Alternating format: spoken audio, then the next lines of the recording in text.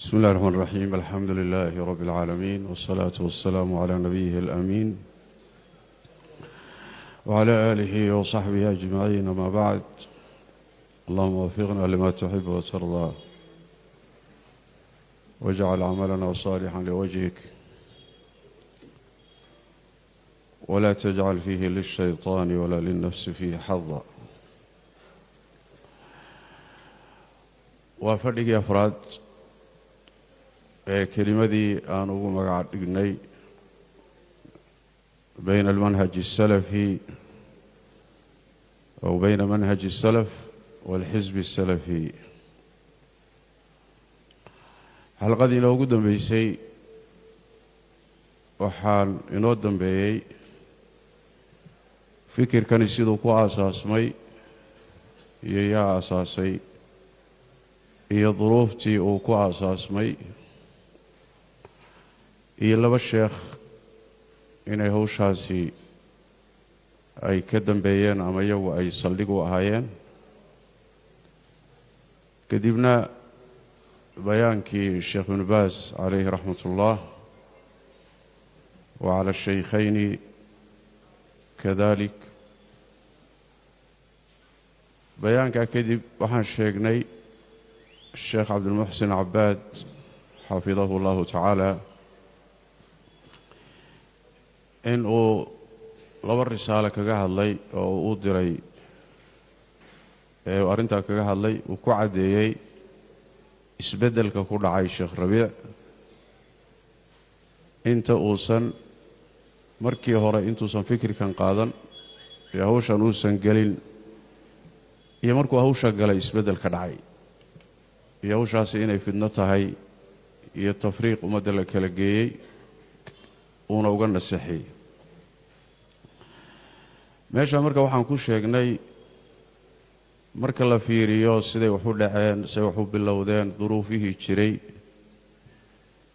inay ka mid noqon karto waxyaalaha sababay arrintan عامل الحسد إنه جالي كري أو كتشري مرة لكن هو جالي كري. وعلى يابا إن ذكر كوي دهدان وذا تسقى إسكابل الحسد كسيدي سواء قرائن لو قرن كروايا لن كرا لكن واح يعني ومن أمراض القلوب وواح قلبك كدعة. مركا لكن عماش الظاهر كابالود للشنكرة مركا وحن أرنتها أوكياني الشيخ ابن عثيمين عليه رحمة الله وحان رئيستي لهايا صفر الحوالي بالويديي الشيخ صفر الحوالي أسوه الشيخ درسي سفر ليه هيا لويديي الشيخ ابن عثيمين كورن ضدك لهايا الشيخ صفر وخارجي وخوارج تكمدي. kadibna sheekhu wuxuu u yeedhay safar laftiis. safar aaway buu yidhi waa ka soo istaag. dadka dhexdii soo istaajiyey wuxuu ku yidhi miyaad qabtaa in dembiga weyn lagu gaaloobayo?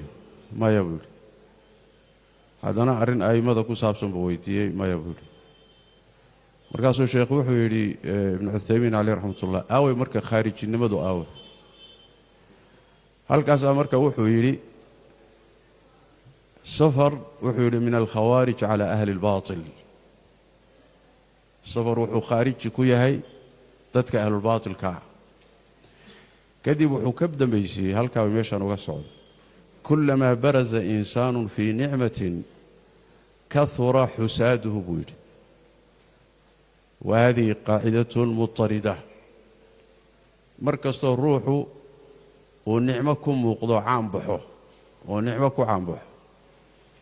dadka xastayaa bata waana qaacido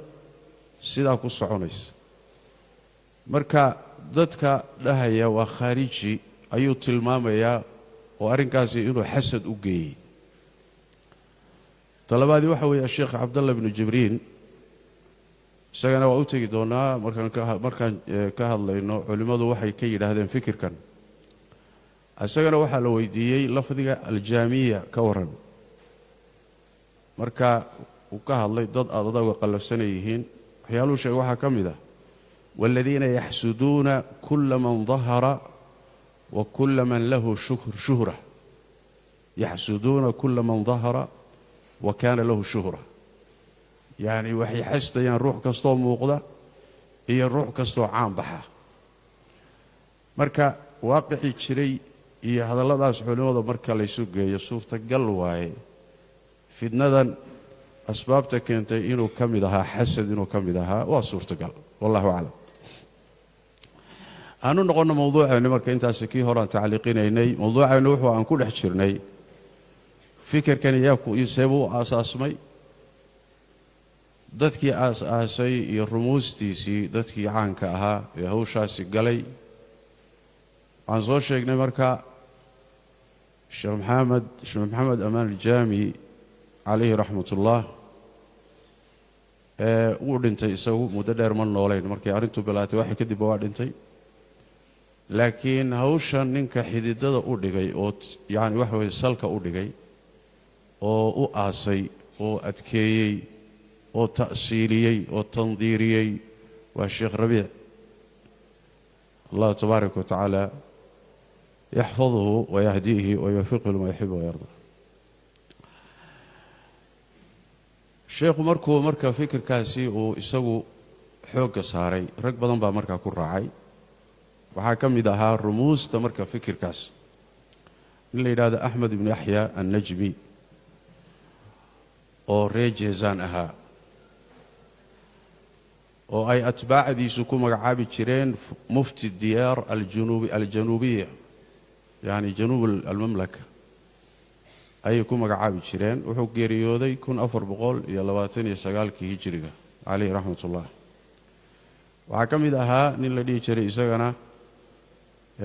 زيد بن محمد المدخلي ويسجنا جيزان كسو شيدا سجنا وحول دنتي كن أفر بقول يصدن يشنتي هجرية عليه رحمة الله وحكم إذا نقول يسجنا لهذا عبيد بن عبد الله الجابري جماعة الإسلامية ومعلن كأها كنا أفر بقولي صدوية طبعا كيبا هالقب شقادة لقى فريسيي وحكم إذا هاني اللي يلاهدو رموز تبان كهالله الرقي يقوع على عدا فكرك اللي يلاهدو الشيخ فالح الحربي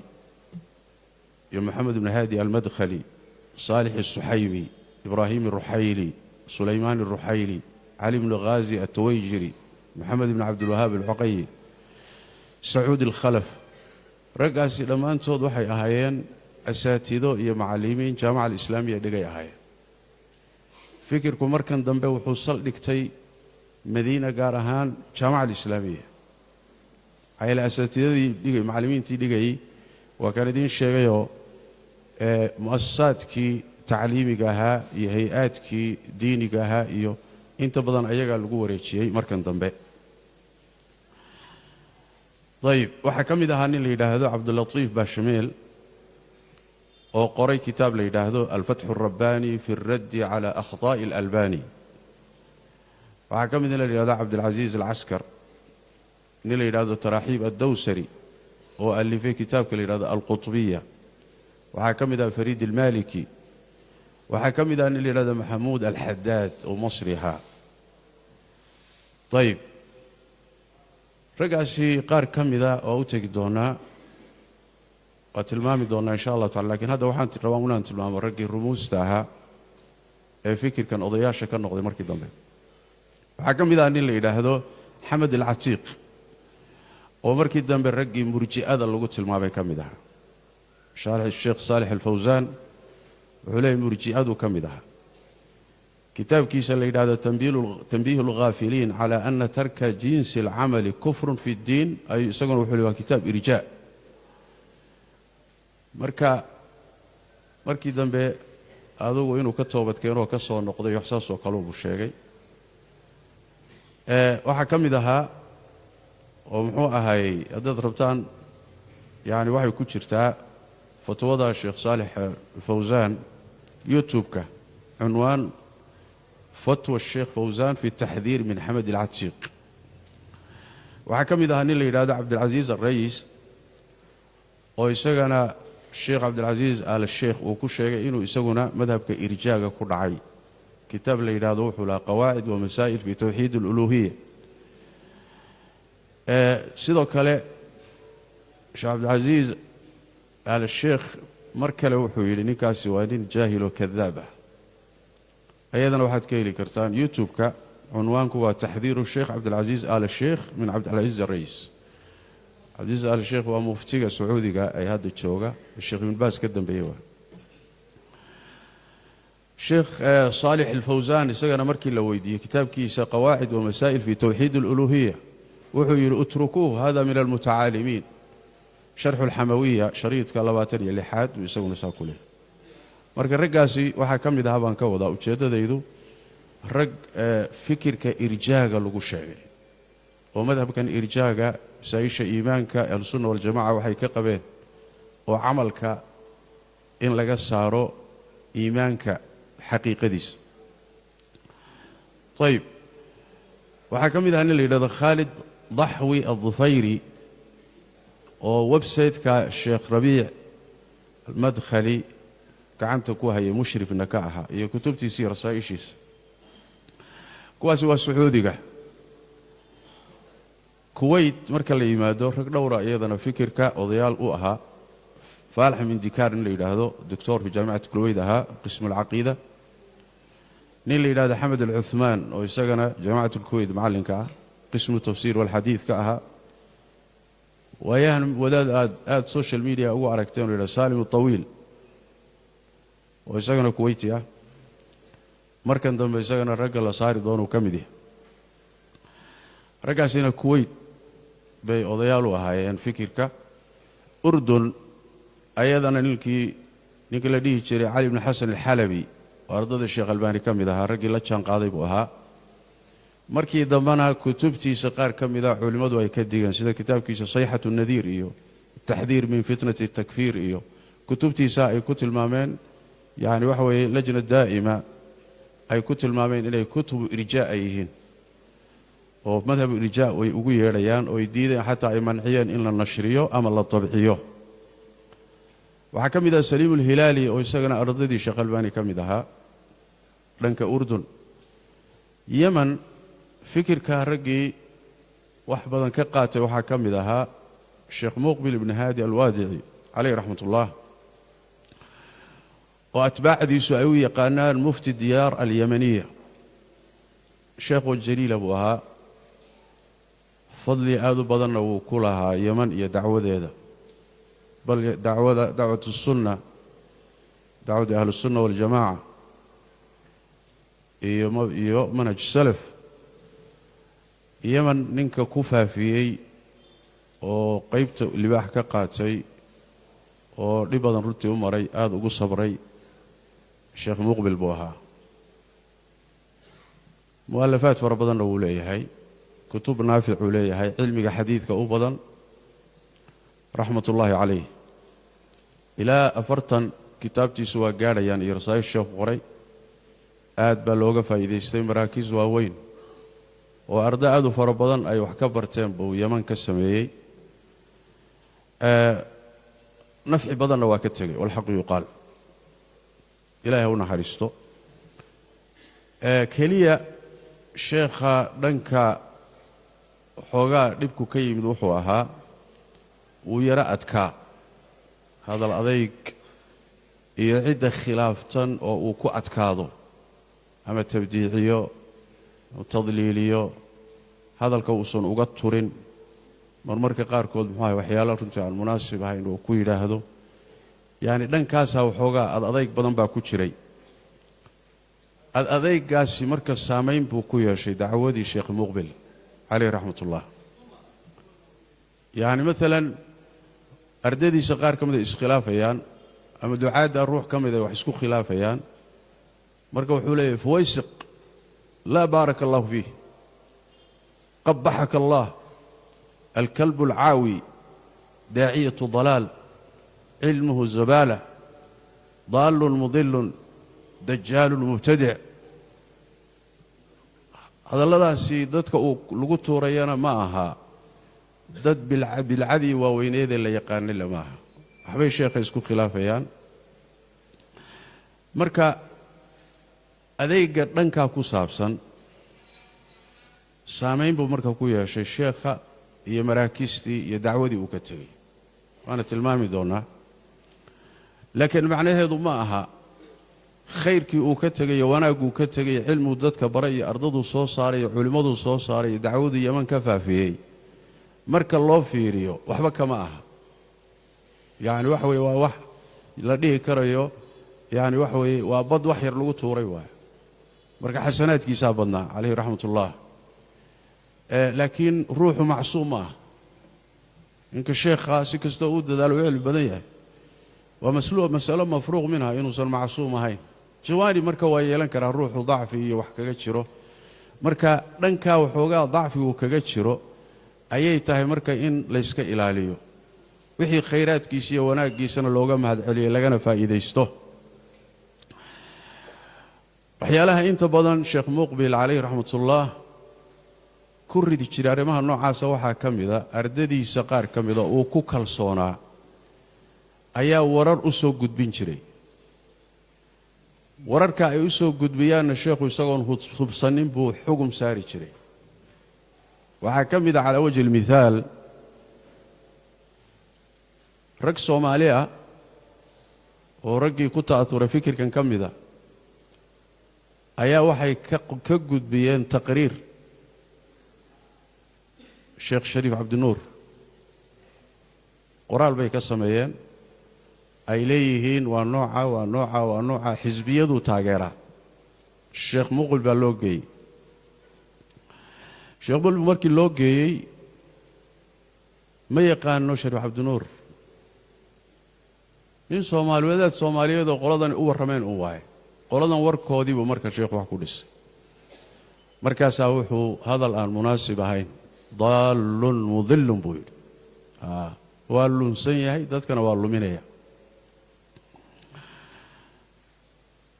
mar aan u tagnay Sheikh Muqbil sheekhiisa waqtin Sheikh Muqbil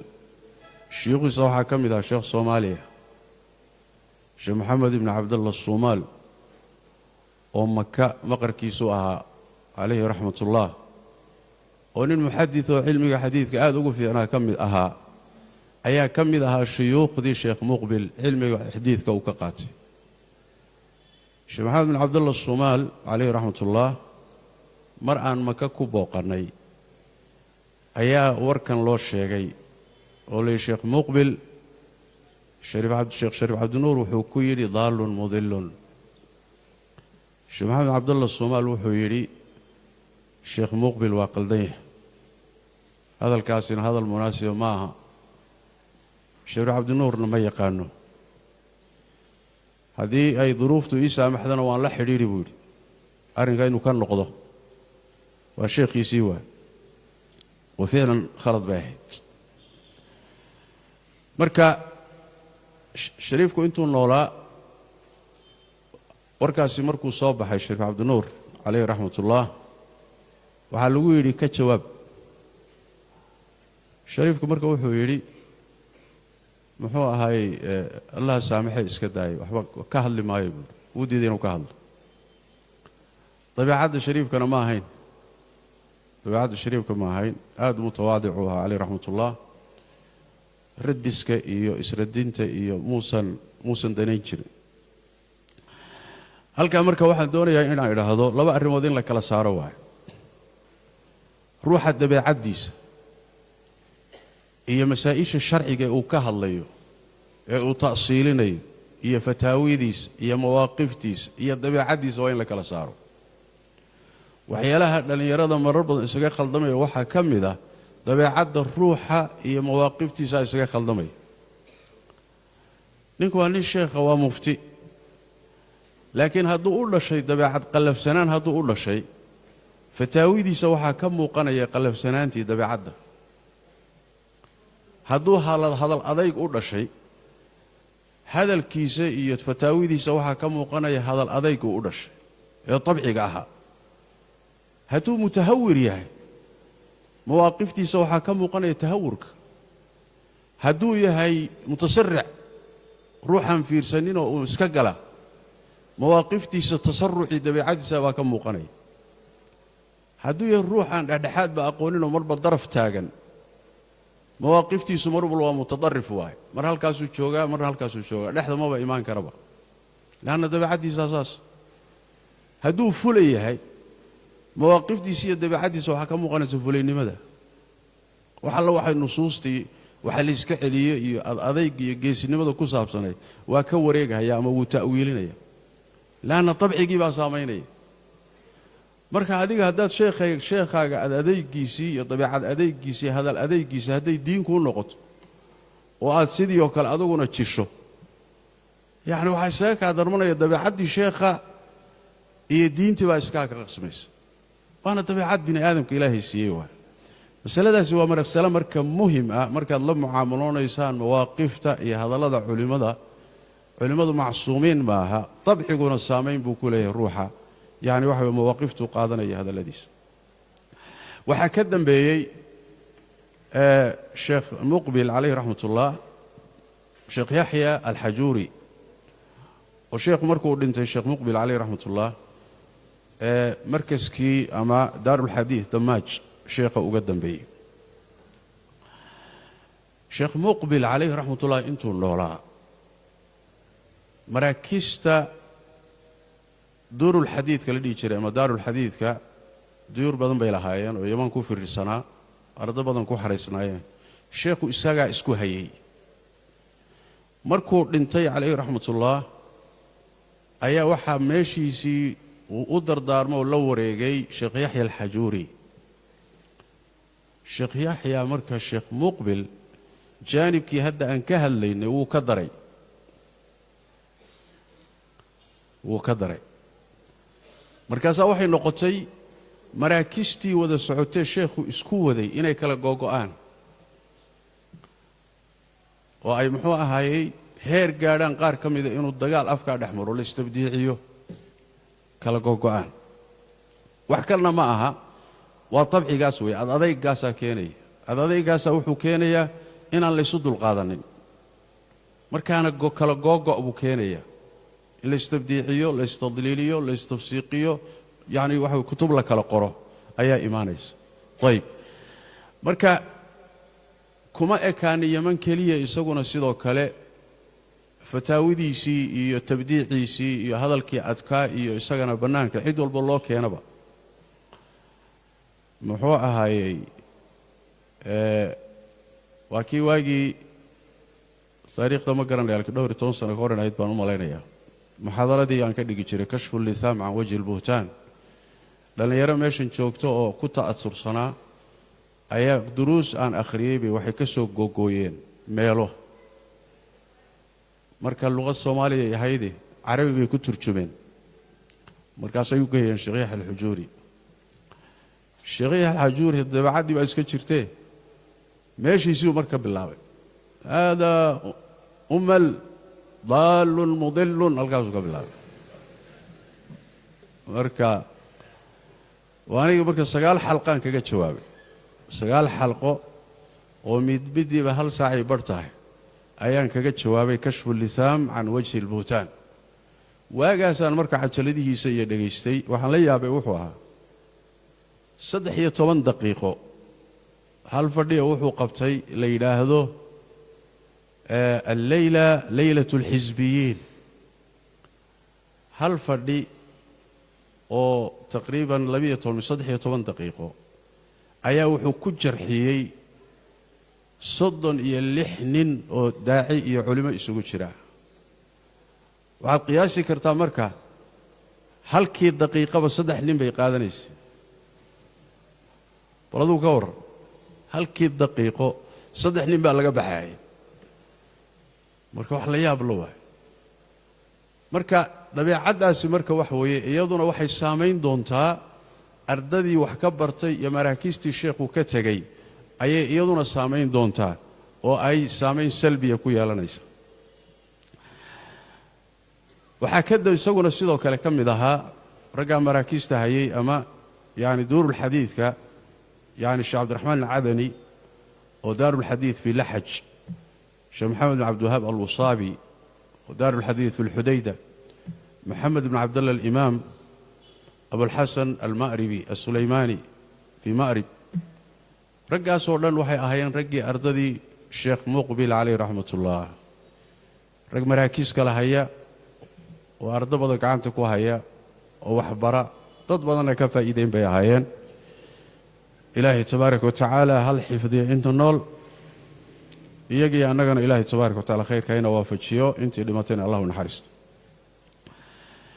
مركا الكاسي مركا وحوي منهجكي الشيخ وكتب جرحي تعديل كأها أي مركا وحويان طلابتي يقولون الله كلا تجين أو تجدونا مركا وحا كذا شيء مصر مركا إنه نمادنه رجع وقع عن سنة وفكر كقاتي وحا كم إذا نكل ديه شري محمد سعيد رسلان أسد السنة يقانان شيخ المحنة نويلهان وأنين عيب بدن وأفلقات بدن ومحوها هاي مواقفته قادنا يا الله يابس وحكم إذا مثلا مواقفته اللي يابك له لابد يكون يصدح يتوبنكي ترتنكي دور الشدي مرسي وكسو بحدون ترتنكا إساقا إخوان المسلمين كي يورر كلو حزبية كلو علمانية وضا قلي وحولت شري نلا ديجر الشفيق والتوجه علماني أها أيوه هلا تاقيرو كتاب وحو قريل هذا ماذا لو حكم الإخوان المسلمون مصر محا دعي كراهدي إخوان المسلمين كم مصر حكمان كتابكي علمانيين تاقاضي إيجا فافيي إخوان المسلمين كدور شوضي كل الدقالمية مركب الكورن علماني بان يان لصفا مرسي إخوان المسلمين وان كصفا وأحلي يبلوا وأوتقدونا مواقفتي سعجيبك وحكم ذا حماس تنهد يهود للدقالميس رأي شعب كان ديبك هذا الأدركتين لوجي سنة وحوليه حركة حماس صناعة يهودية أصلا وفصلا حركة حماس يهود بابا سميسبا أصل كذي وفصل كذا صناعة يهودية ويان بوليه يعني منبر مسجد بولا سوف ديا أنا نمرك وركي سبده أسأل كليه هلا شيء هدي ليدا غرائب توصل أمان مش إسلام مصر توحى كم إذا هرجي الرموز تأها محمد بن عبد الوهاب البنا طلع الزهران اللي هذا سجن يوتيوب كقوى ركتان شامل بيلي اللي وأنك يدي سجنا نين قال هدو أمير إنون نقضه أما مدح إنون نقضه قال وإن لا ضيعه يا قال كوحوليه هاي طاعة أوليه هاي مدح مسلم كاه وهذا خلاف إجماع المسلمين قال هدو مدح كويه مدح نمدي سماها إن طاعدي ولاد مسلمين تأوليه مركا رجعسوا كم إذا أسامة قوسين اللي رضا كم إذا هايو ربنا أو كندا يوروب تا مري أو يسوون واجس واحد بدن خربي لكن مركي الدم إلهي أمرك التزام كيف كان نقضيبه وكذلك خرمي مركا مصرنا إنها سيهاي رجعسي مركا وحوي وحن وشيجنا ورجع الرموز تلاقيه كرب يعني ودمدا كلا دوان رجع محو هاي موقدي فكر كان كنت أثري أما قيب كأهاوي هاي إذا ده كسو قدمنه وحن كدرينا مركي فكر كوب اللوضي ولا وذا السعودي ولا سلتشان قاضي ولا سكحرنا لكن محو كدم بيه ولا كلا تشبي يعني مركي هوري waxa lagu wada socday cidii iyaga aan ahayn khilaafsan in muxuu ahaay la isugu tago laakiin markii dambe waxa timid ayagii in ay dib isu cunaan oo kala jajabaan oo mid ka raacay uusan jirin waana u tagi doonaa sababta keenaysa arinta iyada inay istabdiiciyaan oo la istafsiiqiyo oo midba midka kale ka digo silsilada aan dhamaanayn shay u kala baxeen marka khilaafkii u horeeyay waxa ka falaagoobay oo ka baxay ayagoo wada socda ninka la yidhaahdo maxamuud alxadaad wadaad masri buu ahaa riyaad buu asalkiisu deganaa magaalada madiinuu imaan jiray sheekh rabiic bay isku xidhnaayeen ragga aad uga agdhow buu ahaa saaxiibbada yihiin oo weliba aad ugu qanacsan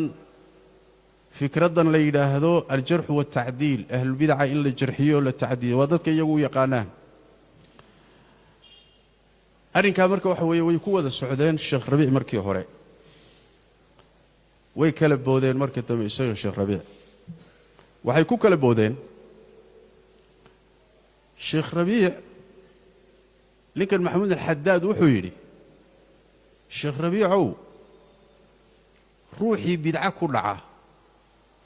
ama wadaadadii hore ha noqdeen ama kuwa hadda jooga ha noqdeene ruux kastoo bidca ku dhaca ha la tabdiiciyo sheekh hore iyo sheekh dambana yaynaa u kala fiirinin arrinkaasuu isagu marka ku tegey halkaasuu marka qaacidadaasu intuu qaatay yaa wuxuu tabdiiciyey alimaamu الnawowi ibnu xajar alciz bnu cabdisalaam alimaamu albayhaqi a'immadii waaweyneed garanaysaan ayuu yidhi muxuu ahay iyaga laftoodu bidcay ku dhaceene dee iyagana seeftu ha qaado kutubtoodiina wuxuu yidhi ha la gubo fatxulbaariga ha la gubo sunan albayhaqi ha la gubo sharxu nawowi muslim ha la gubo waxaan waa ahlulbidac baa ka tegey wuxuu ku diiday oo yidhi waa suu isagu sheegayo kuwan maanta joogana markay bidco ku dhacaan inaynu nidhaahno mubtadicati kuwaa kale waaweynna aan ka haybaysanno sax maaha qaacidada aan wada marinno oo ninkii bidco ku dhacay waa mubtadic ama ha horeeyo ama hadda ha joogo hadalladiisa waxaa ka mid ahaa waalqaacidatu fi اtabdiici waaxidatun wakhataru اlmubtadiciina kullihim waaxid wakulluhum shadiidu cala ahli الsunnati wacadamu اlkalaami fi waaxidi minhum yajcaluna kama qaala rasuulu sal اlه alيه wasalam inama halaka man kana qablakum biأnnahu إida saraqa fiihim الshariifu tarakuuhu وإida saraqa fiihim الضaciifu qaطacuuh wayajcalu liأhli اlbidaci calayna xujatan wuxuu yidhi qaacidada in wax la tabdiiciye ah waa inaan mid ka dhigno maxaa yeele mubtadiciinta bidcada ku dhacay khatartooda waa isku mid kulligooduna ahlu sunnaha waa ku daran yihiin inaan qolona xukumi weyno qolona aan xukunnana waxaa ina qabsanaya xadiidkii nebiga sal alla alay wasalam uu yidhi dadkii idinka horreeyey waxaa halaagay ninka sharaftii le magaca leh hadduu waxado nin magaca loo sharaf leh hadduu waxado way yacni iska dayn jireen mid daciifoo tabar daranoo miskiina hadduu xadana gacantay ka goyn jireen marka adeer raggaa waaweynna inaan ka haybaysanno kuwa yaryaroo meelahana waxba iska celin karinna inaynu seefta saarno sax ma ah buu yidhi ta kale wuxuu yidhi ahlulbidacaaba xujo inooga dhiganoo gar bay inaga helayaan xujay inaga helayaan maxaad qoladana uga tagteen qoladana u tabdiiciseen saas daraaddeed wuxuu sheekh rabiicow qaacidada aynu yacni waxa weye camimno oo qaacida mudarida aan ka dhigno hadalkaa wuxuu ku leeyahay kitaabkiisa la yidhaahdo alqowl اljaliy fi اraddi calى firyati اlmadkhali safxada 12aad arrinkaa markuu qaacidadaa qaatay oo a'immadaa uu tabdiiciyey kutubtooda in la gubana uu markaa ku taliyey ayaa waxaa radiyey maxamuud alxadaadka waxaa radiyey sheekh maxamed amaan aljaami muxaadaro wuxuu ku radiyey u magac bixiyey mujaazafaat alxadaad kadibna waxaa radiyey sheekh rabiic almadkhali calayh xafidahu اllahu tacaala maqaalaad dhowru ku radiyey miduu ku magacaabay mumayizaat alxadaadiya iyo altaxdiir min ahli alahwaa alxadaadiya maqaalaad noocaasoo kale isaguna ku radiyey kadib maxamuud alxadaad isaguna wuxuu ka qoray laba risaalo miduu ku magacaabay altankiil bima fii mujaazafaati almadkhali min alabaatiil iyo mid kale uu ku magacaabay alqowl اljaliyu fi اraddi calى firyati اlmadkhali waa iska celiyey rasaa'isha iyadaa wuxuu ku sheegay ama kutubtiisa wuxuu ku sheegay waa ninka la yidhaahdo maxamuud alxadaad marka dambana xadaadiyada ay ku magacaabi doonaan fikirkiisa iyo atbaacdiisa wuxuu ku sheegay kutubta uu ku radinayay sheekh rabiic wuxuu yidhi sheekh rabiic markii horena hawshan bilaabaynay wuxuu ila waafaqsanaa in la tabdiiciyo abu xaniifa iyo ibnu xasmi iyo nawowi iyo ibnu xajar iyo shawkaani iyo raggii horeo dhan in aan la kala reebin wuu ila qabay buu yidhi laakiin markuu arkay culimmadii waaweyneedoo ka hor timid yuu iiga baxay buu yidhi inaan hawshaasi soconaynin hoon lala qaadanaynin markuu arkay yuu hawshii iiga baxay waa siduu isagu leeyahay wallahu aclam ayib waxaa kaleeto uu ku sheegay kitaabtiisaasi sheekh rabiic almadkhali inuu duri jiray sheekh ibni baaz iyo albani inuu wax ka sheegi jiray waa suu isagu meesha ku qoraya waa maxaa yeelay waxay ku khilaafeen qadiyada le qadiyatu almuwaasanaat xasanaadka iyo sayi'aadka in laysuu miisaamo marka sheekh ibni baaz oo kale wuxuu dhihi jiray buu yidhi markaan annagu wada joogno yaa dhahaya maxamuud ilxadaad baa dhahaya wuxuu ka sheegayaa ka warinayaa sheekh rabiic wuxuu leeyahay wuxuu dhihi jiray sheekh ibn baaz oo kale wuxuu ka sheegi jiray oo uu dhihi jiray innahu طacana fi الsalafiyati طacnatan shadiida salafiyadii buu duritaan adag duray buu dhihi jiray albaanina wuxuu ka sheegi jiray oo dhihi jiray buu idhi salafiyatuna aqwa min salafiyatihi salafiyadannada ayaa ta albaani ka xoog badan buu dhihi jiray buuri waa ayaga dhexdooda waxay kala sheegayaan laakiin allahu aclam ma saasay u jirtaa mise rag isqabtay warkooda waaye laakiin maxamuud ilxadaad baa qoraya waxaa kaloo uu tilmaamayaa uu leeyahay kutubtiisa ku sheegayaa wuxuu igu boorin jiray sheekh rabiic in aan radiyo albani cajal uu leeyahoo la yidhaahdo albidcatu waalmubtadica cajalkaa inaan ka jawaaboon radina wuu igu boorin jiray laakiin wuxuu idhihi jiray inaan anugu ku amray arrinka oon ku taliya ha sheegin cajalka ka jawaab laakiin in anugu ka dambeeya ha sheegin taana wuu idhihi jiray buui adi ma maqashay muxuu ahaayey waxay dhahaan labadii wax isla farsamaysta markay iskhilaafaan ayaa waxaa soo baxa wixii ka dhaxeeyey yaa mithaalku yaani tuug buu ku yimid laakiin culimmada tuug lama dhihi karo soo maa yaani tuug wax isla xaday markay iskhilaafaan ayaa waxay xadeen soo baxaa baa la yidhaahdaa laakiin maalku saasuu ku soo arooray laakiin xaqiiqadu waxay tahay labadii wada socoto oo markay isku dhacaan ayaa wixii dhexdooda yaalay bay bannaanka u soo baxaan marka garan mayno maxamuud alxadaad wararkiisaa uu qoray ma saxbaa mise sax maaha allahu aclam halkaa marka waa khilaaf kala jabkii ugu horreeyey oo ku bilowday kooxda ku bilowday waxaa kala jabay maxamuudin alxadaad iyo sheekh rabiic mar labaad waxaa kala jabay kala jabkii labaad wuxuu ahaa nin la yidhahdo cabdulatiif baashameel oo ragga sheekha aad uga dhow ka mid ahaa maxamed alamaan aljaamina calayh raxmatullah aad u ammaanay sheekh rabiicna ay aad isugu fiicnaayeen ayay haddana isku dhaceen yay isku dhacayaan sheekh rabiic bay isku dhaceen waxay isugu dhaceen sheekh rabiic baa wuxuu yidhi ama ku tuhmay maxamuudin alxadaad baad u janjeedhaa waxaa kaleeto iyadana uu ku maagay wuxuu qoray kitaab la yidhahdo alfatxu alrabbaani fi اraddi cala akhtaa'i dacwati اlalbani fikratu lirjaa buu ku tuhmay sheekh albani taana waa ku maagay way isku dhaceen kadibna xidhiirhkoodaa xumaaday waxay isku bilaabeen inay isradiyaan marka sheekh rabiic baa wuxuu qoray kitaab la yidhaahdo ishaaqu abaatiili cabdilatiif baashameel xadaadiyanimo iyo been abuurad iyo ehlu sunnaha inuu xiqdi u qabo ayuu ku tuhmay baashameel baa ka jawaabay isaguna oo uu sheekh rabiic u jawaabay wuxuu qoray kitaab la yidhaahdo alraddu calaa rabiicin almadkhali fii kadibihi calaa muxamed ibni cabdilwahaabi asalafi ayagana halkaasay hilbaha isugu qaadeen la kala dhaqaaq burburkii saddexaad wuxuu dhex maray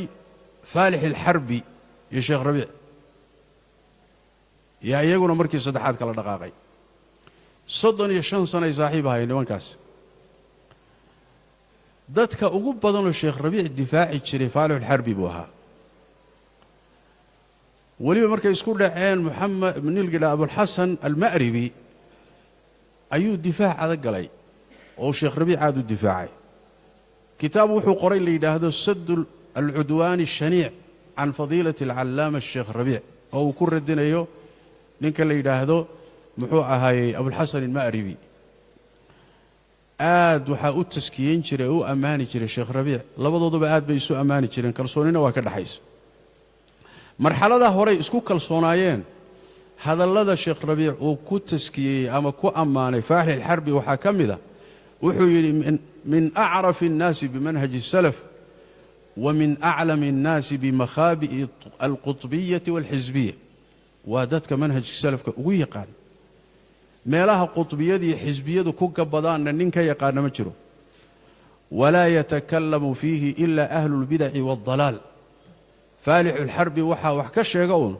dadka ahlulbidaca ee lunsan wuxuu yidhi liannahu min xamalati liwaa'i الsunna waاddaabiina canha calanka ahlu sunnaha ninka sida waay waana dadka difaaca waxaa kaloo uu mar kale yidhi waa sheekh rabiic oo uu ku ammaanay faalixulxarbi wuxuu yidhi wallaahi maa yطcanu fi الsheekh faalix ila mubtadic الsheekh faalix alxarbi salafiyun quxun wagayuur calى diin اllah ma cindahu bidac walaa yurawij اlbidac faalix alxarbi wax kama sheego ilaa mubtadic mooyaane sheekh faalix alxarbi waa salafi badhaxla waa nin diinta ilaahay u qiiro badan bidcooyin agtiisa ma ahaani bidcooyinkana ma faafiyo talo maxaa ka dambayn doona yaa ammaantaas maxaa ka dambayn doona waa sugi doona hadalkaas sheekh rabiic almadkhali uu aadka ugu ammaanaya faalix alxarbi wuxuu ku jiraa haddaad rabtaan youtube-ka cunwaanka rabiicu almadkhali wallaahi maa yطcanu fi sheekh faalix ilaa mubtadic haddaad qortaan wuu idin soo baxayaa isagoo saa u hadlay raggiisaa isu ammaanahayey oo kalsoonidaa ka dhexaysay sidii caadadoodaba ahayd khilaaf baa iyagana dhex maray wuxuu ku tuhmay sheekh rabiic baa wuxuu ku tuhmay faalix alxarbi inuu xadaadiyada u janjeedho iyo ninkii hore isku dhaceene cabdulatiif baashabiil la dhihi jiray masaa'il xaqiiqatuliimaan ku saabsanna way isku khilaafeen kadibna sheekh rabiic almadkhali baa wuxuu ka qoray maqaalaad ama qoraalluu ka qoray wuxuu ka qorayaa faalix alxarbi oo uu leeyahay waa kadaab beenaala ah waa xadaadi yacni waxa weeye khusuumada fujuur buu ku sameeyaa fitan buu kiciyaa saaxibu dalaala waaye mubtadic waaye maraqa can manhaji salaf wuu ka baxay oo shalay maxaad lahayd adugu yaa shalay soo muusan lahayn ninkii ku yidhaahda mubtadic wey faalix alxarbi waa nin ahlulbidca maanta maxaa la dhihi sheekha marka halkaa waxaa ku kala dhaqaajiyey faalix alxarbi iyo sheekh rabiic si adag bay isu maageen si adag bay isu qabteen waa kala dhaqaajiyeen qoraallay kala sameeyeen maalan wuxuu ka qoray sheekh rabiic almadkhali caleyh raxmat ullah ilaa 7 maqaal buu ka qoray faalix alxarbi waxaa ka mid ahaa maalan usuulu faalix alxarbi alkhatiira wa ma'aalaatiha sheekh rabiic faalix alxarbina asaguna wuxuu ka qoray kutub dhowr ah oo ka mid ahaa kitaabka la yidhaha aljawaab almaniic cala alihaarati waalistifzaazi alshaniic muxaadaraad waaye hadallada ku soo aragha waxaa ka mid a cajaa'ibka uu ku leeyahay faalix alxarbi uu ku leeyahay sheekh rabiic ku leeyahay wuxuu leeyahay kadaab khisiis wamanhajuhu khabiis waaddajaal waannahu yanhashu الnaasa kaالsabc wamila alkalbi buu leeyahay waa nin been badan oo liita manhajkiisuna khabiid yahay been badanoo dajaal ah dadka sida dugaagoo kaleu yani wax way u qaniinaa buu leeyahay dugaagoo kale siduu dadka u diirtaa eyga sidaasoo kale dadka u cunaa waa nimankii shalay saaxiibbada ah ya yacni waxaan kaata aan ka sheekaynayno wadaaddadan qoorta isugu jiraayo marna wada socdaaye يعني natiijaan kaleena ujeedadan kaleena markaan dhameeyaan gaari doonaa laakiin waxa weeye muhiimadu waxa waaye manhajkan kada tasee ku bilowday xageesa ku kala dambeeyay muxuu ummadda u soo wadaayo soo kordhin doona halkaas aan u soconaa marka waxoogaa hadaalina ila yara socod kadibna wuxuu ka dambeysiyay 6 qoraal oo uu leeyahay saanicu mu'amaraat ku tilmaamayo مفتون كذاب أوليه حقود مهووس أوليه مهووس متقنا مهووس وانك عقلي جيسو دمية حتى عقلي جيسو مرة ما يستقرب أوليه إلى هيركاس يسلقاني بربركي أفراد الرقا وضع السعودية كوة السعودية فكرة دائس كحزب جاها بربر كودي أفراد وحو أهاني اللي هذا موسى الدويش بعدنا كبحي خلاف بعد أحمر يسقى يا شيخ ربيع sababtu u dhaxmaray wuxuu ahaa Musa Duwish baa wuxuu yiri madaahibta fiqiga mid kamida waa la madhabayn kara waa yani wax weeye tamadhub baa banaan ruuxu inuu madhab muayyan qaato oo madaahibta kamid Rabiicna wuxuu inkirsan yahay madaahibta afarta aha halkaas masaladaas ay isku qabteen oo masalatu tamadhub ay isku qabteen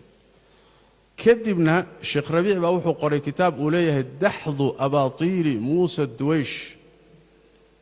إلهي أمر كيسو إلهي أقفض ديه ونسيده كتابة اللو كلا قره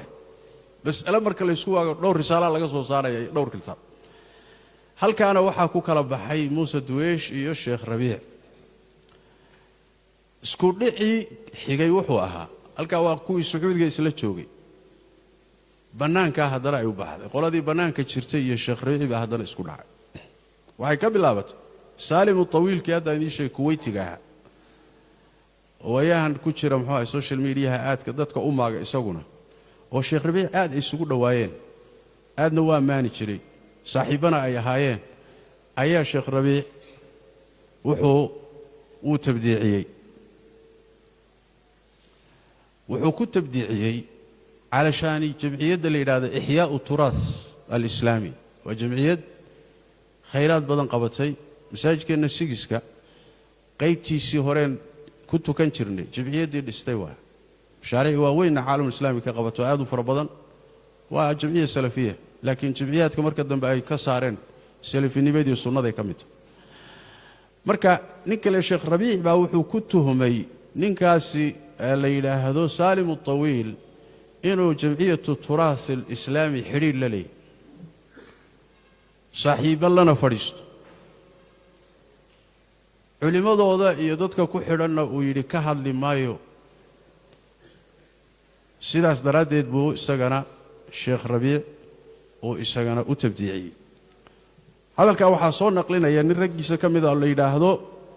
محوء هاي أحمد بازمول أيا وحولي هاي markii u dambeysay sheekh Rabiic wuxuu ka digay Salim Tawiil oo wuxuu yiri fa huwa rajul ma'a turaathiyin wa yuthni alayhi ihyaa at-turath ayu la socda wuna amaana wuxuuna yiraahdaa ana la atakallamu fiikum wa ahtarim mashaayikhakum wa yu'dhi al-salafiyin wa yukhadhiluhum salafiyintu dhiba mana u hiiliyo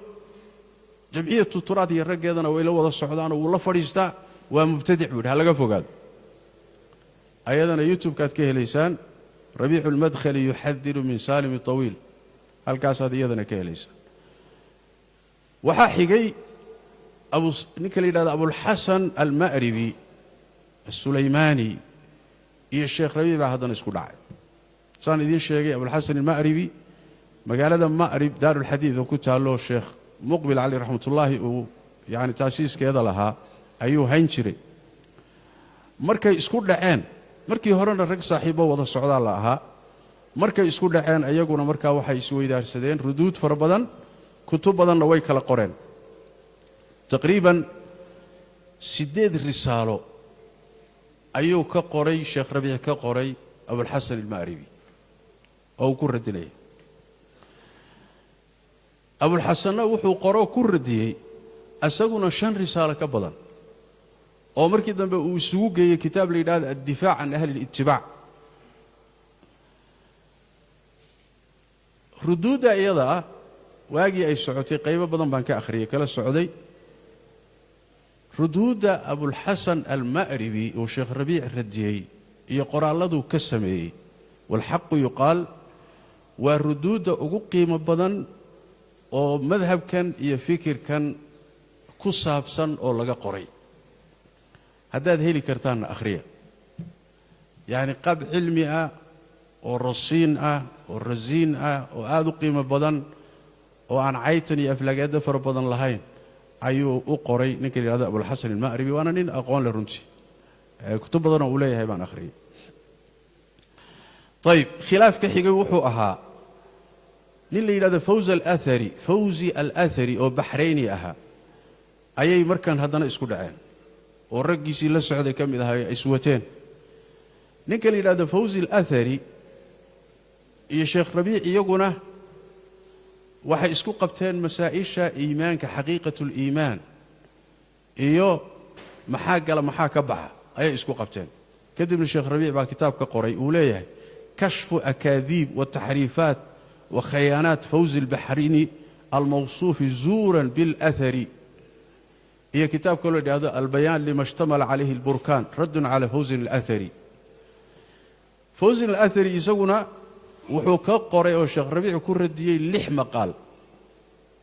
oo kamidha mid oo ku magacaabay kashfu akaadib wa tahrifat wa khayanat al-mawsuf zuran bil allama rabiic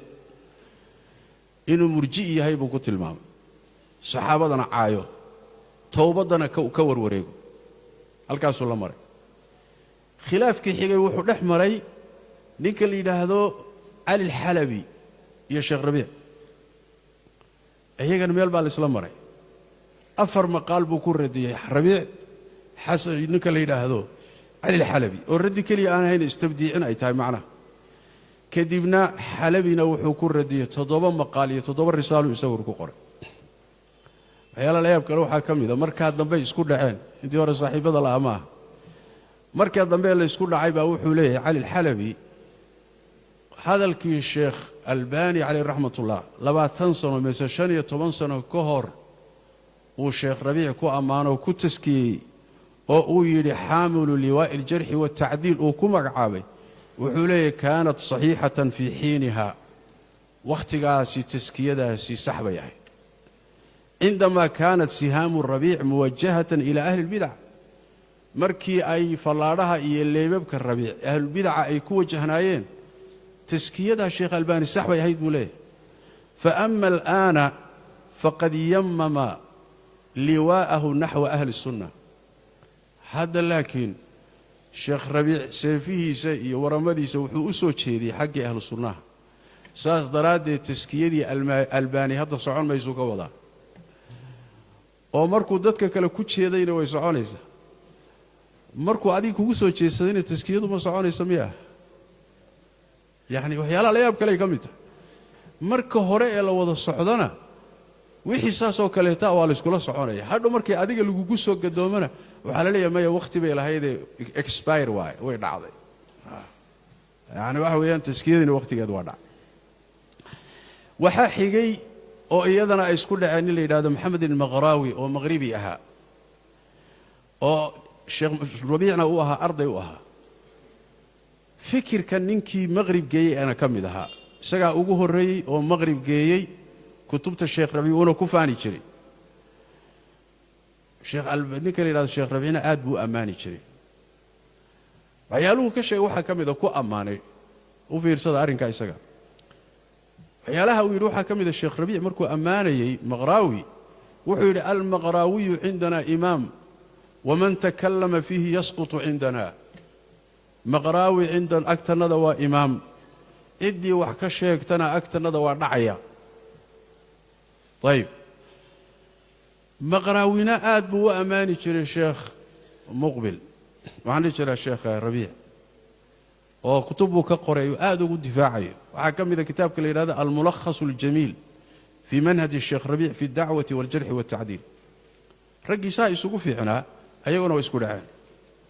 مركو خلاف كل أحمر كدبوا ذي كلبودين شيخ ربيع وحيد ما تغنى هذا الكي هذا ودن بيمحوها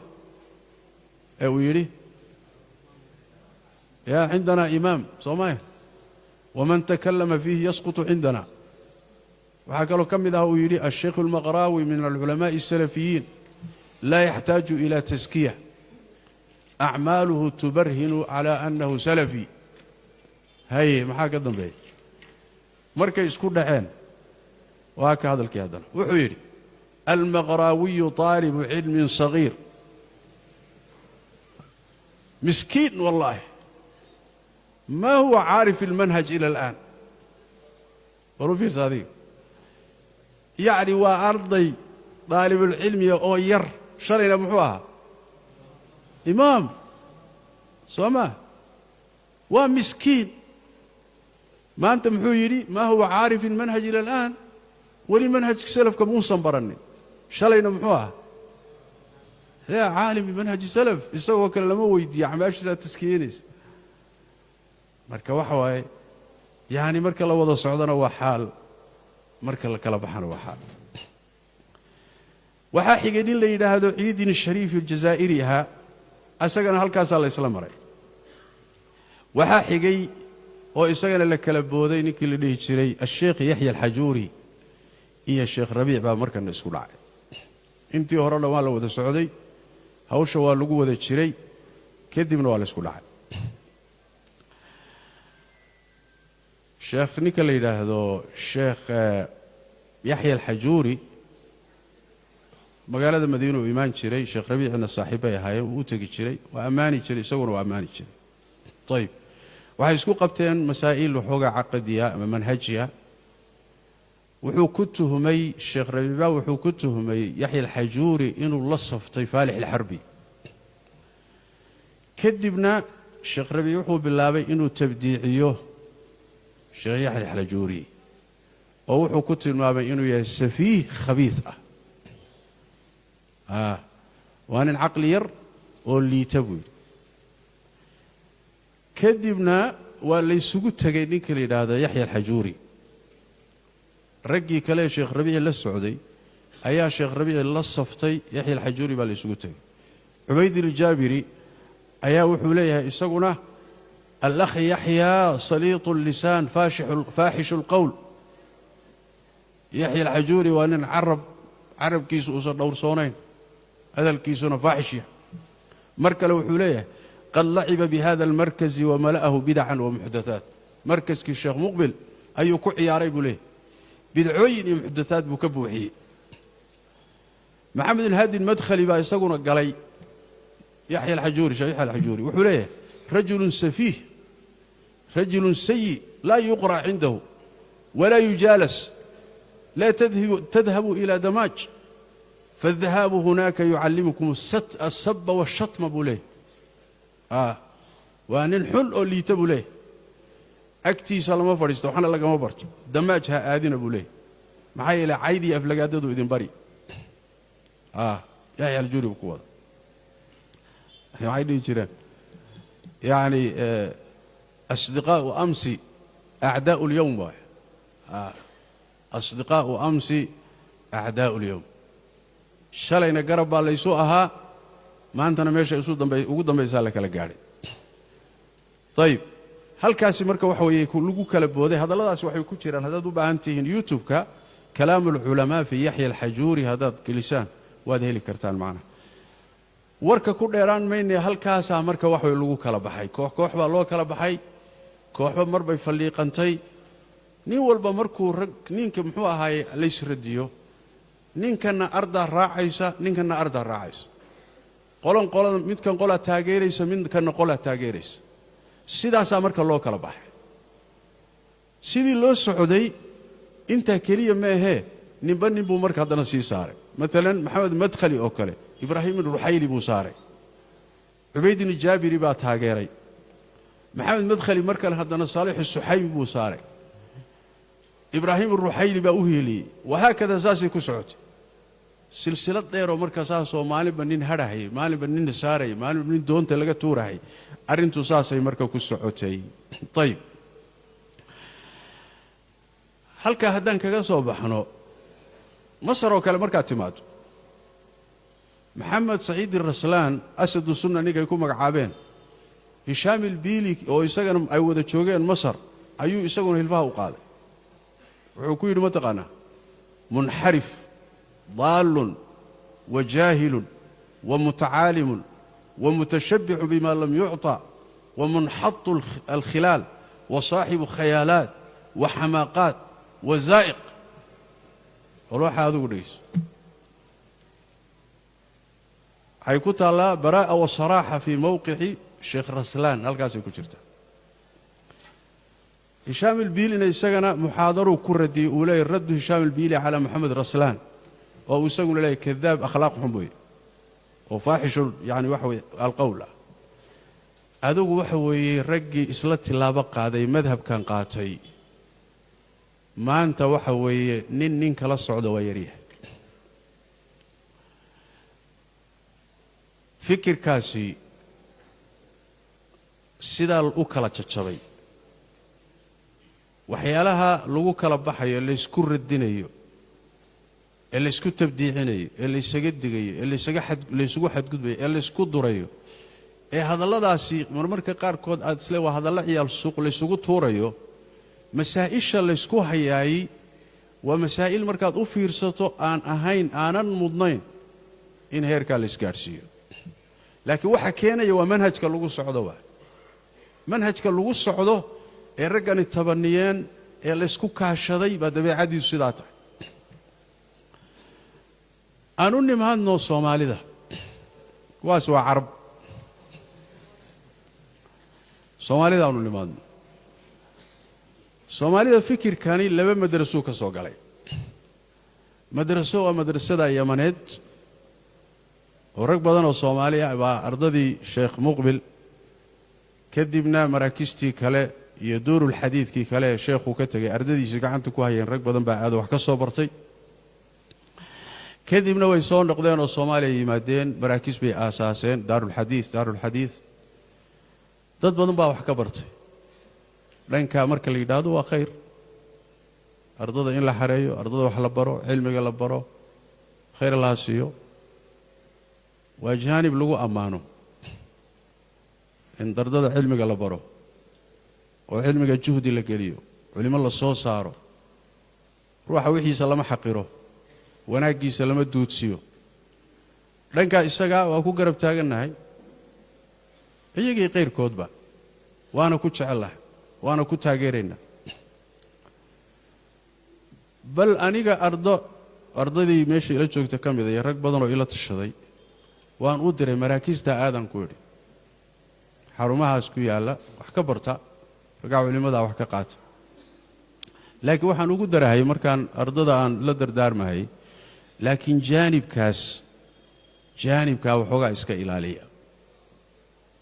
ilaa nasiixadu waxa la doonayaa inaadan been dadka u sheegin cilmiga meesha yaalana ka qaata jaanibkaana waxoogaa dacfi baa ka jiree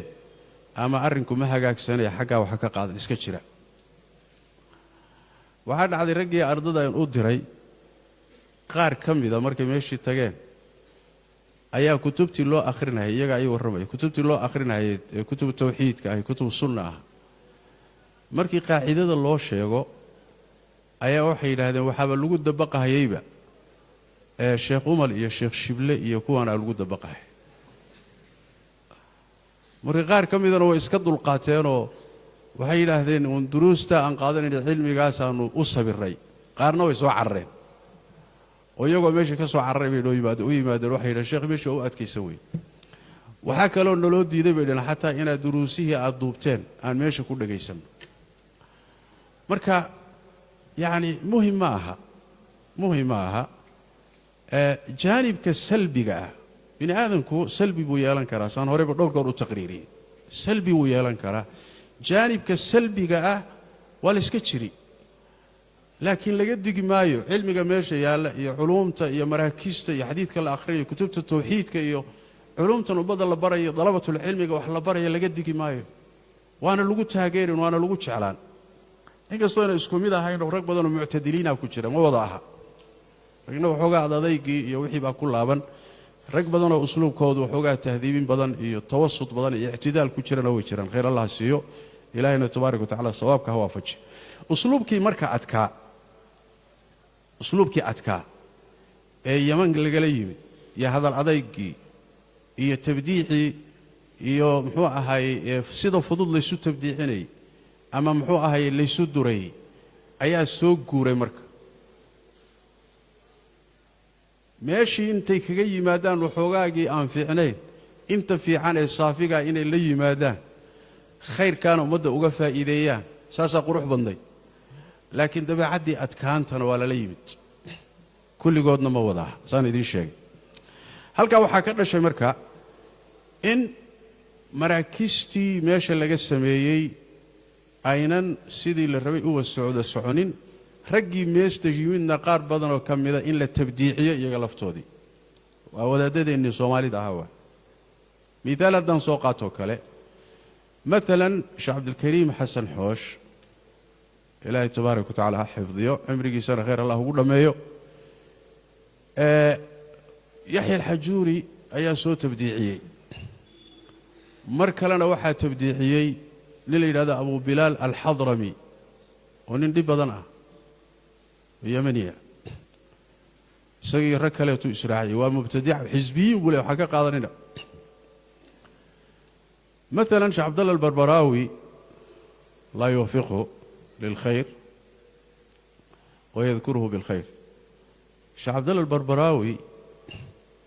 isagana way tabdiiciyeen waa xisbi bay yidhaahdeen mubtadica waxba ha ka qaadanina weliba isaga dhowr kitaab bay ka qoreen waxaa ka mida kitaab ay ugu macdareen albayaan alwaadix lima calayhi albarbaraawiyu min alinxiraafaati waalfadaa'ix waxaa ka mida kitaab la yidhaahdo aljaamic lilruduudi alkaashifa lixisbiyati albarbaraawiyi waman macahu waxaa ka mida kitaab la yidhahdo alqowl almuqnic biana albarbaraawiya xisbiyun mubtadic waxaa ka mida kitaab la yidhaahdo altanbiihu alfaadix fii duhuuri amaaraati alxisbiyati cala albarbaraawiyi wayaasiin waaxmed ciid waman jaraa majraahum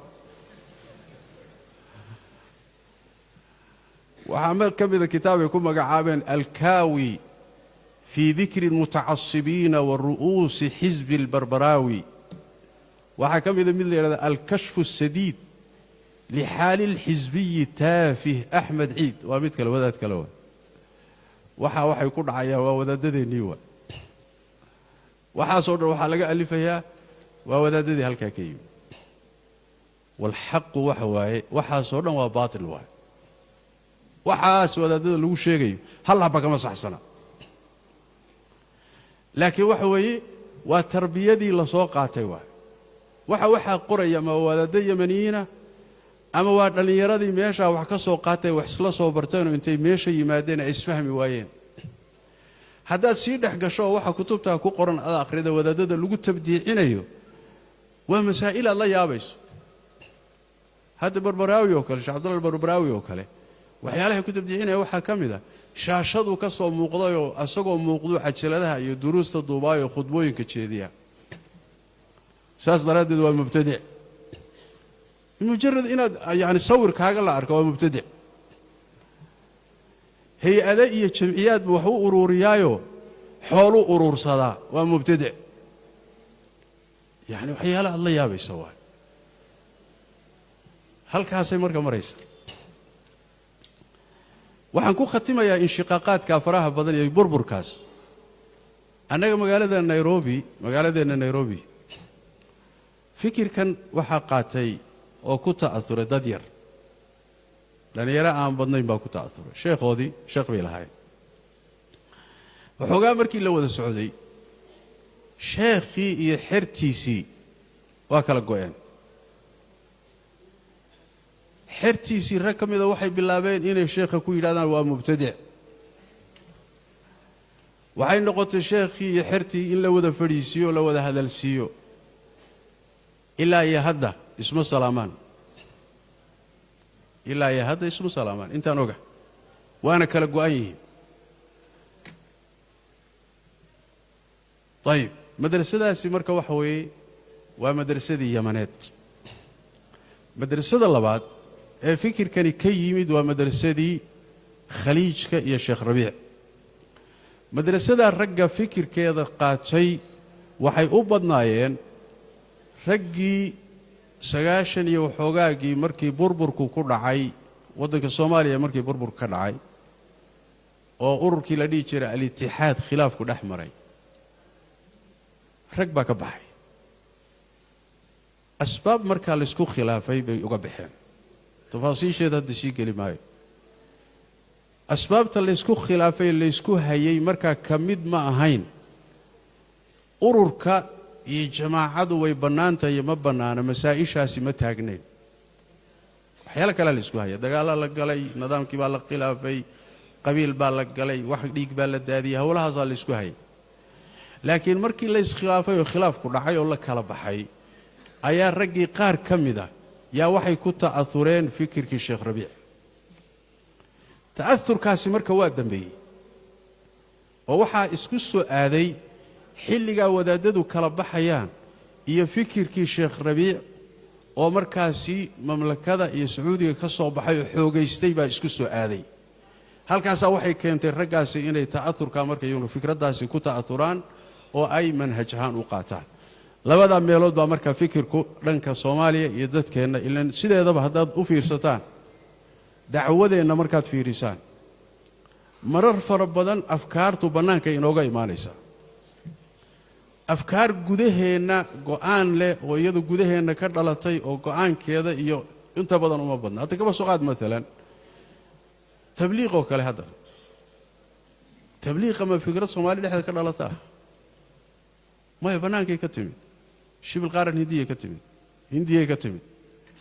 كتبنا ودادي الصومالي ده هذا فكر كي كتا عثوري هالكاسي كترسي هذه كورلس كخلاف كور تبليغ كور هذا إسخلافان كون صومالي دون وين إسخلافان وارتنا هذا كيس وياهن دم بيني سعود سلامة سعودان يعني واحد مراكز تبى ماشى اللي يسكت لقود قال معي مركز كان بيت المال باليسكو هلي كي قارس هالي يسكو هلي لما جماعة الله كلا بحي مؤتمرات كل الدول بهذا اللقب صدا محاكيني من الصومالي كل حدا خلاف قبل لود ما يا جماعة هذه كرة يسكو عادي كده من الخلاف كبايم خلاف كان كليتو سيدو كليتو خليجكم مركا إيمان يمن بو كإيمان أنا مركا تبع بانهاي أنا مركا تبع بانهاي وحي كور كي ما دوم بعد ضويش عصانا قاعدة إلا وحوي محوها مساكين بانهاي وحنبا نلوسو واردة أرين كاسي مركا وحوي سيدا ساتا أثوراتكو ويمادين لنك كلي خلافكي كدعي خليجكا يفكرده اللقو كلا بحي ayaa lagu kala ta'athuray ama ururada ha noqdeen ama kuwan kala ha noqdeen inta haddaan kaga baxo waxaan ku gabagabeynayaa tacliiq yar baan doonayaa ujeedadan doonaya hadda u keenay khilaafaadka iyo burburkaasi aan u keenay waxa weeye su'aal baynu mudan tahay inaan isweydiino su'aashay mudan tahay inaan isweydiino waxay tahay raggaasi wada socon waaye ee midba mid reebay ee maalinba kala baxay ee say u wada socodeen midba mar la tabdiiciyay doontana laga tuuray miyay idinla tahay inay ummad midaynayaan ya ma idinla tahay inay midnimo ummad islaam iyo ururo iyo wadaado iyo ummadda inteedii kale midnimadeedu inay ka imaanayso waradii xertaadii baa heshiin leh midnimada ummadeeda xambaartada muxuu yahay manhaj kaasta ma idinla tahay manhaj ummad midayn kara jawaabtu waa maya su'aasha saddexaad waxa weeye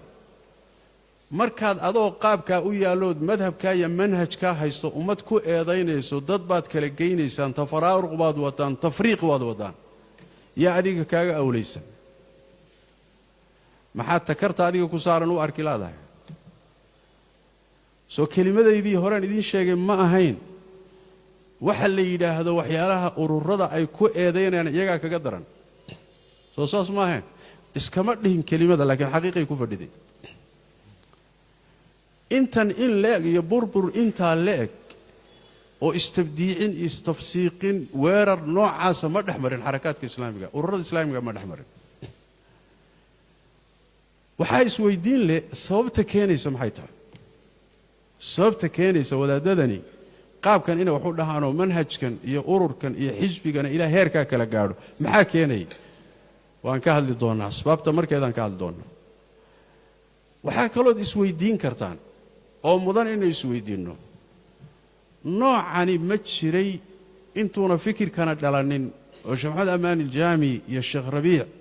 intayna fikirkan bilaabin iyo xisbigan waxani ma jiray salafiyada dhexdooda ma jiray ahlu sunnaha dhexdooda ma jiray ma la heli karaa ma jirta culimo noocaasa oo hal manhaj ku abtirsato oo midba mid weeraro oo midba mid reebo oo kala harhara oo ma jiray jawaabtu waa maya culimada sunnadu masaa'il waa isku khilaafi jireen sheekh albani almadrasa ashaamiya iyo madrasa alkhaliijiya masaa'il waa isku khilaafeen laakiin heerkan ma gaadhin culimada mamlakadu masaa'il waa isku khilaafeen laakiin waxani ma jirin culimada masar wax badan waa isku khilaafeen laakiin waxani ma jirin marka waxani waa xisbi asagiina isu daran ummaddiina u daran asagiina aan wada soconin haddana kaaga darane ummaddii kale iyo dadkii kale wuxuu leeyahay waxbaad burburinaysaan tafaraaruq baad wadaan yacni waxa weeye waxdadii ummadda kamad shaqaynaysaan balaayaa tihiin kan xisbiyaa tihiin oo xisbiyada ka darinteen waa tantee waay waxaan u soo tirinaya wax kale ma ahayn waxaan wadaadadan wararkooda idinku akhrinay hadda ka hor baa wadaad sheekh ismaaciil la yidhaahdo bukhaariga akhrin jiray saxiixulbukhaarigu magaalada gaarisa ka akhrin jiray waagii aan muxuu ahay ardada ahay marka sanadka iyo waxyaalahan iyo aad uma danayn jirinoo dee aqoon badan uma lahayn laakiin matniga xadiidka ayuu isagu danayn jiray marka wuxuu samayn jiray wuxuu dhihi jiray magacyadan carbeed baan kuu soo akhrine adigu meesha kala goyska igu sug buu dhihi jiray markaasaa wuxuu dhihi jiray xadaanaa fulaanun حدثنا فلان حدثنا فلان حدثنا فلان عن أصحاب الرسول عن أبي هريرة عن رسول الله صلى الله عليه وسلم وكذا هذا كلا قبص marka hadda waxa soo magacyaa waxaan idinku soo tirinay wax kala ma ahayn khulaasada aan doonay inaan idin soo gaarsiiyo waxay ahayd warnimayahow waxaan la idin leeyahay manhaj salaf iyo salafiye inta gabaadka laga dhigto haddana la doonayo in dhalinyarada inta lagu aruuriyo berina qoorta la isu geliyo oo markas la dagaalamaya iyo wadaad waada qoorta ugu jira iyo dhallinyaradii qoorta isugu wada jirta iyo mid maagaya mid tabdiicinaya iyo mid koox yar wata iyo mid kale oo koox yar wata iyo mid halkan xarun ku haysta mid halkan xarun ku haysta oo kulliga qoorta isugu jiraan miyaynan mudnayn in dhallinyarada iyo dadka laga dalabatul cilmiga laga baraarujiyo xageesa fikirka noocaasa ummad uu gaadhsiin karaa Soomaali marka loo yimaado ummadan burbursan oo qabyaaladu burburisay oo nidaam iyo dawladii ka burburtay oo dhalinyaradeedii waajib badan u yaalo oo xaalkoodu meel kasta yaalo marka fikirka noocaas magac salafinimo inta lagu geliyo iyaga qoorta la isu geliyo halkeen gaadhayna xageesa leenoo wada miyaysan mudnayn dhalinyaradan 22 jirka 30 jirka waxaan ka warhaynin in wacyigeeda la idin siiyo oo la socotaan oo aan gabaad la idin ka dhigan oo magac wanaagsan inta la idin sameeyo aan la idinku ururinin kadibna aan qaabkaasi aan la ina dhaxal siinin maqsuudku ka isaga waa maxaa keenay asbaabta keentay usuusha khaldan ee xisbigan kaatu uu wata ee saameyntan keenaysa waa kelimo dambe culimadu maxay ka yiraahdeen mawaaqiftay ka istaageen waa kelimo inoo dambaysa laakiin caawa ujeedadeedu waxay ahayd sidii u kala jajabeen iyo manhajkooda iyo natiijada inaa wax idinka taabsiyo insha Allah taala intaasi aan kelimadeena caawa ku gaabinay hada billahi tawfiiq sallallahu alayhi wa sallam wa baraka ala nabi Muhammad wa ala alihi wa sahbihi